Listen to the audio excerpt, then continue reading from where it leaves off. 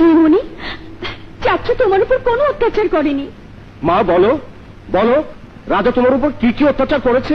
অত্যাচার করেছে, ভীষণ অত্যাচার করেছে।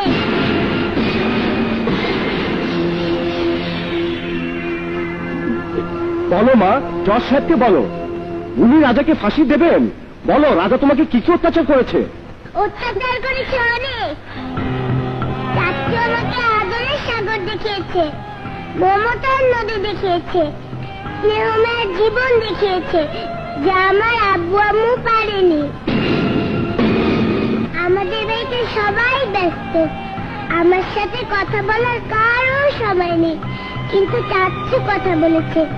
চাচ্চু আমাকে গান শুনিয়েছে, গল্প শুনিয়েছে। এ কি অত্যাচার নয়? আমি না খেলে চাচ্চু সারাদিন খেত না, এটা কি অত্যাচার নয়? আমি লুকোচুরি খেললে চাচ্চু কেঁদে ফেলতো, এটাও কি অত্যাচার নয়?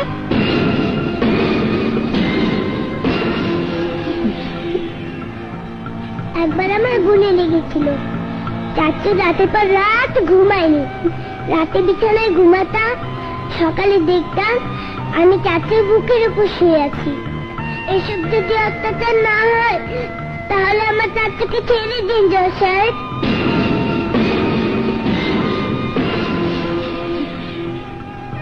ওই দেখুন জজ সাহেব, আমার চাচ্চু কাঁদছে। খারাপ মানুষটা কি কাঁদে? আমার চাচ্চুকে ছেড়ে দিন জজ সাহেব। আব্বুকে বলে আমার চাচ্চুকে বাসায় নিয়ে যাব। চাচ্চু আমাকে ছেড়ে বাঁচবে না জজ সাহেব, আমিও মরে যাব। আমাদের বাঁচান।